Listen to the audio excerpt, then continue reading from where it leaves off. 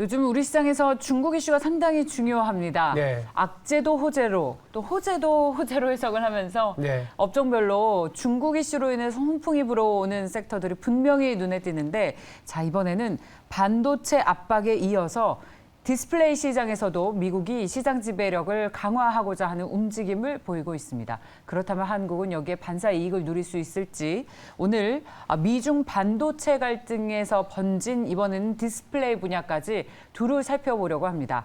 매일경제신문의 추동훈 기자와 함께하겠습니다. 어서 오십시오. 네, 안녕하세요. 안녕하세요.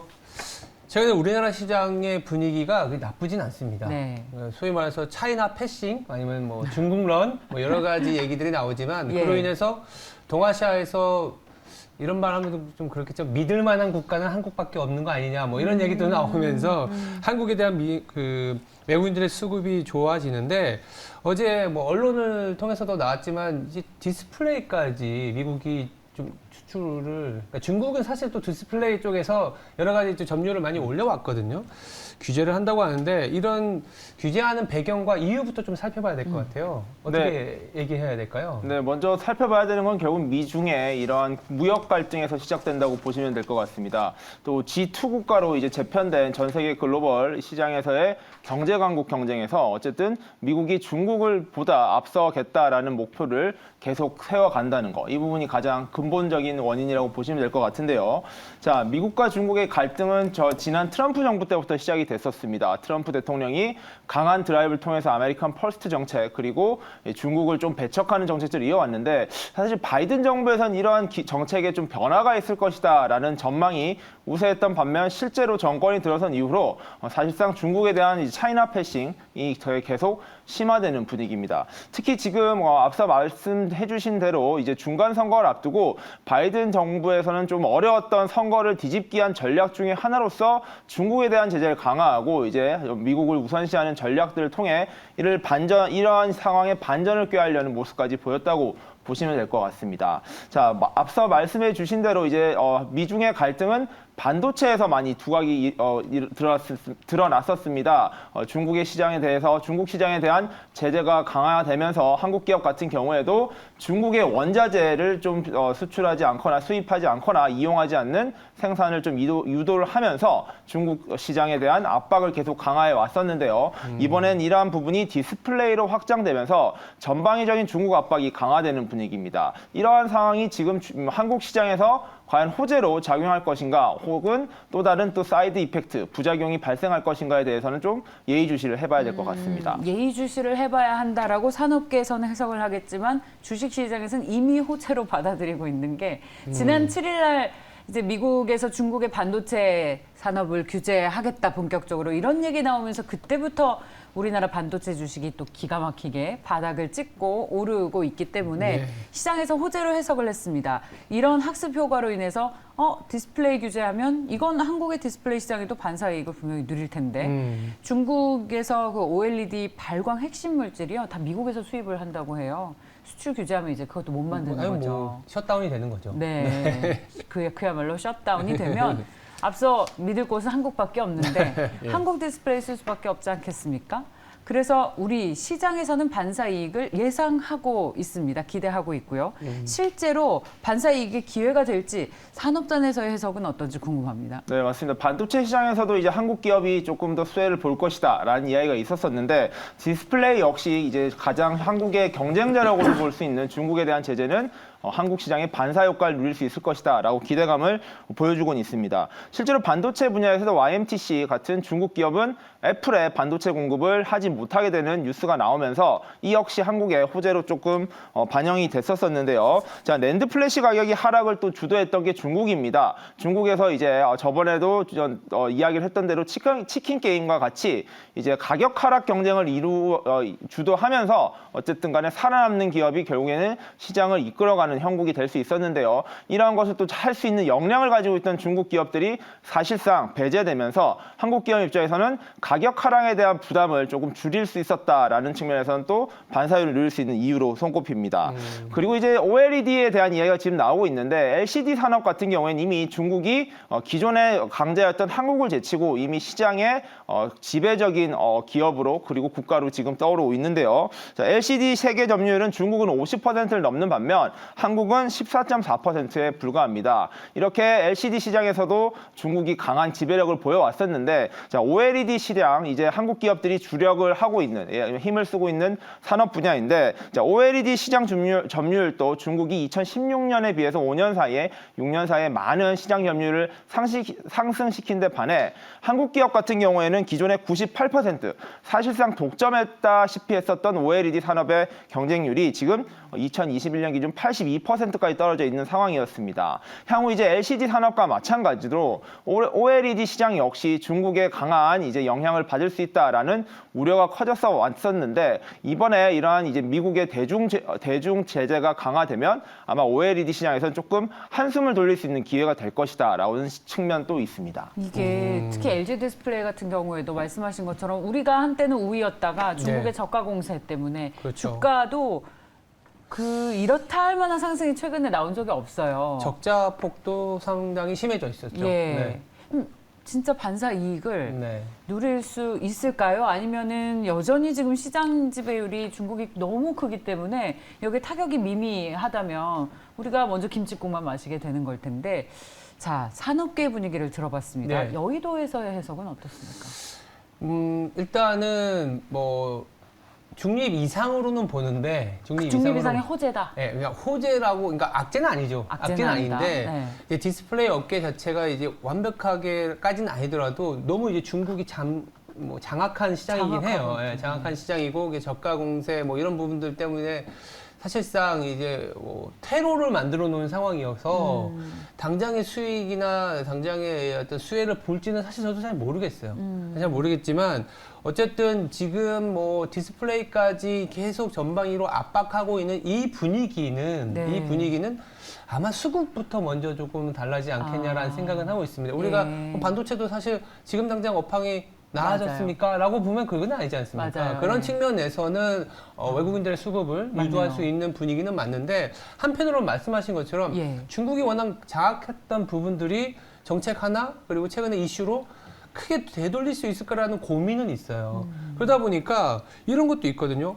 이를테면 히토류 같은 경우에도 유럽에서도 히토류, 특히 중국의 어떤 입김이 너무 강하고 중국이 많이 갖고 있기 때문에 중국발 리스크를 소위 말해서 해지하려면 이 자원 개발을 중국이 아닌 쪽에 어떤 자원 개발을 하자라는 프로젝트를 진행했지만 잘 안 되고 있는 난항이 계속됐다고 하는데 이번에 이 규제도 중국이 워낙 강한 점유율을 갖고 있기 때문에 과연 성공할 수 있을까라는 그런 회의적인 시각도 있는데요. 이 유럽의 히토류 개발과 관련된 이 전철을 또 이 디스플레이도 밟는 거 아니냐 이런 시각도 있는데 어떻게 봐야 될까요? 네, 맞습니다. 이제 히토류 같은 경우에도 중국이 정말 전략적으로 잘 공략해왔던 산업 분야 중에 하나입니다. 자, 유럽연합 EU의 히토류에 공급되고 있는 이제 히토류 공급의 98%를 중국이 공급하고 있다고 합니다. 네. 근데 이 부분이 단순히 중국에서만 생산되는 히토류가 아니고요. 자, 중국 같은 경우에는 아프리카 자원 외교를 굉장히 활발하게 최근 몇 년간 해왔습니다. 한국 역시 그 영향을 받아왔었는데 중국 또는 이러한 중국이 투자한 국가에서 생산되는 히토류가 이제 EU에 공급되는 98%를 차지하는 것으로 현재 조사되고 있습니다. 자, 그렇다 보니까 이 중국의 히토류 공급에 대한 지배력을 이제 유럽에서는 벗어나는 게 쉽지 않구나라는 게 현재 느끼는 이제 상황인 것이고 이를 벗어나기 위해서 이러한 중국의 지배력을 벗어나기 위해서 굉장히 히토류 분야에서 이제 탈중국에 대한 이제 흐름이 굉장히 강화되고 있습니다.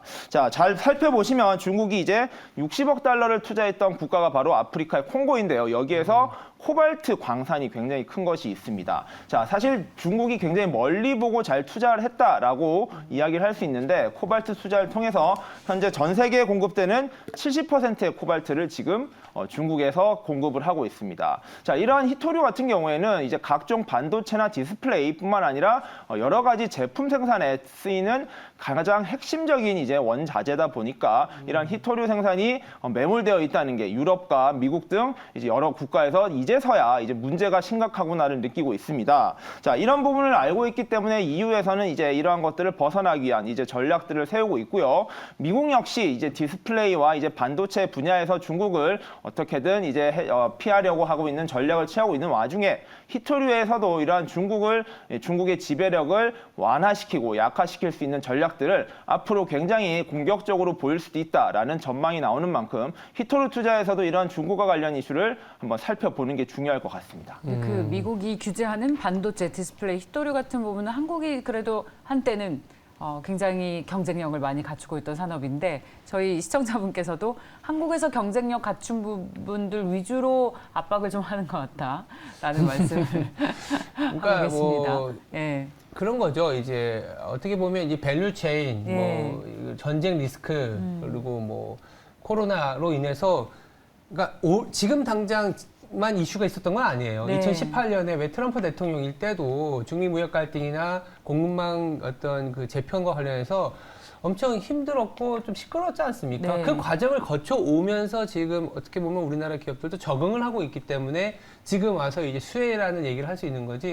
지금 가만히 앉아 있다가 수혜다 이렇게 되는 건 아닌 것 같아요. 예. 예, 지난 4, 5년 동안 잘 뭐랄까요? 준비를 차근차근 해왔군요. 그럴 수도 있지 않았나라는 생각도 하고 있습니다. 미리 트럼프가 쏘올린 공 때문에 우리가 거기 적응을 좀 하고 있었습니다. 네. 자, 근데 뭐 주식시장에서는 미중 무역 갈등으로 인해서 히토류 관련주들이 또 좋을 거라고 테마주 투자하시는 분들도 많았는데 네. 주가상으로 보면 가장 탄력이 지금 히토류 주식. 중소형주들이 좀 좋습니다. 많고. 예, 네. 예.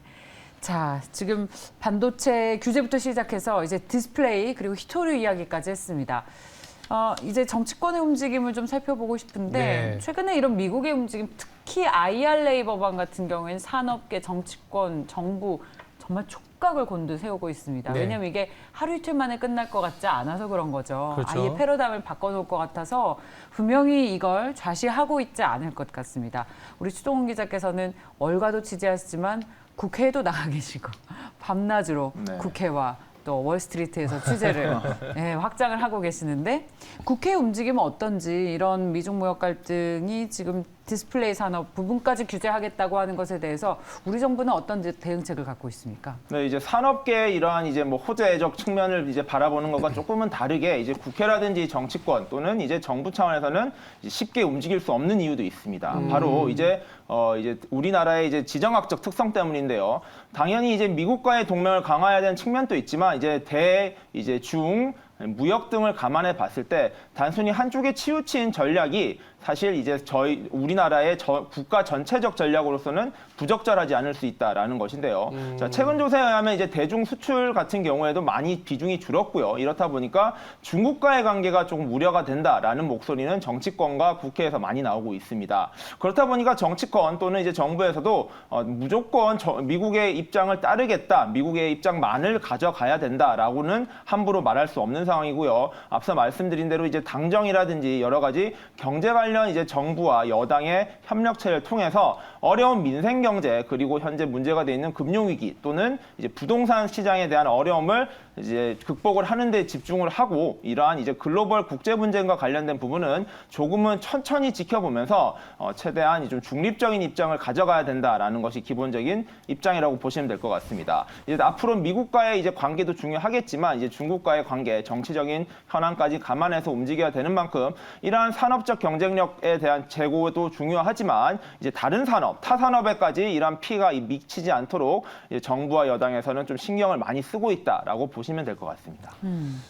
정치권에서는 이제 뭐 미국의 이런 움직임이 있다고 해서 바로 또 미국만 그렇죠. 할 수는 없는 없죠. 부분이에요. 왜냐하면 네. 이제 중국과의 엄연하게 보면 중국으로의 수출이 현재도 높긴 높습니다. 한 21%, 22%가 되기 때문에 그러한 부분들이 자연스럽게 뭐 다른 쪽으로의 전이가 될 수 있는 전환이 될 수 있는 시간을 벌던가 아니면 또 중국의 변화도 또 한편으로는 생각을 해야 돼서 좀 신중한 입장이지 않겠냐라는 생각도 드네요. 네, 그리고 잠시 앞서 하단이 좀 나갔었는데 네. 정부에서 금융시장 안정화 대책과 관련한 여러 가지 대책들을 좀 내놓을 것 같은데 지금 저희가 지난주에 네. 헬로윈 이태원 참사도 있었죠. 그리고 북한의 도발도 있었죠. 네. 이런 커다란 이슈 때문에 사실 잠시 수면 아래로 내려앉았던 레고랜드발 금융시장 문제는 사실 지금 굉장히 심각한 상황이고 이게 없어진 뉴스가 아니라서 네. 정부와 그리고 이제 금융시장 관련자들은 모여서 여기에 대해서 안정화 대책을 꾸준히 논의하고 있습니다. 이런 얘기를 저희가 한시라도 늦추면 사실 안 돼요.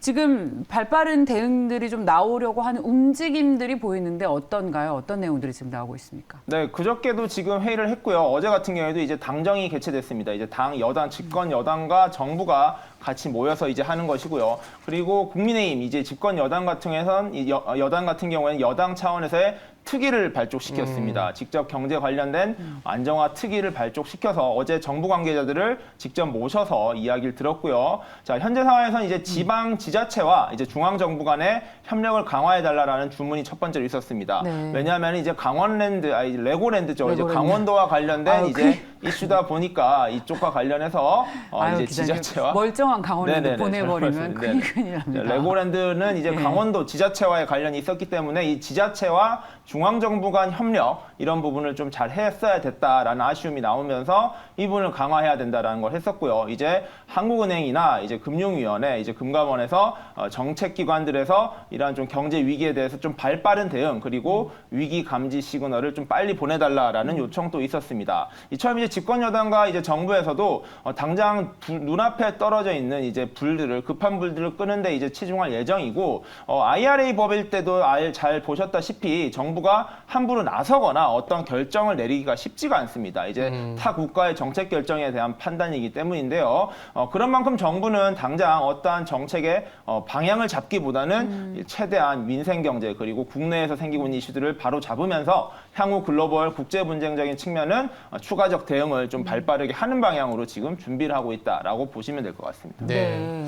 일단 뭐 시장에서는 큰 파도는 좀 지나갔다고 보고는 있어요. 아, 메디치 그렇군요. 증권 자체가 주가가 좀 올라오고 있다라든지 그리고 뭐 흥국생명도 예. 신종자본증권에 대해서 콜옵션 행사하기로 했기 결정했습니다. 때문에 예. 실제적으로는 뭐 약간의 좀 이렇게 어떤 노이즈는 있겠지만 그렇군요. 금융당국의 적극적인 대응 그리고 시장에서도 돈이 없는 건 아니기 때문에 네. 돈이 조금은 돌아다니고 있는 그렇군요. 순환하고 있는 그런 상황이라고 보시면 될 것 같아요. 네, 마침 여쭤보고 싶었습니다. 아, 주식시장 특히 이제 만나시는 어떤 크고 작은 예. 투자자분들의 얘기를 종합해 보면 이미 큰 산은 좀 넘어섰다. 네, 맞아요. 네. 아, 그래서 지금 시장에 대해서 점점 바이콜을 외치는 사람들이 더 그렇죠. 늘어나고 있는 거군요. 맞습니다. 자, 그래도 관련 소식은 저희가 계속해서 또 예의주시하면서 새로운 소식이 나오는 대로 추동훈 기자께서 전해주시겠습니다. 자, 오늘 미중 무역 갈등과 관련해서 우리 정부의 대응까지 살펴봤습니다. 자, 매일경제신문의 추동훈 기자였습니다. 고맙습니다. 감사합니다.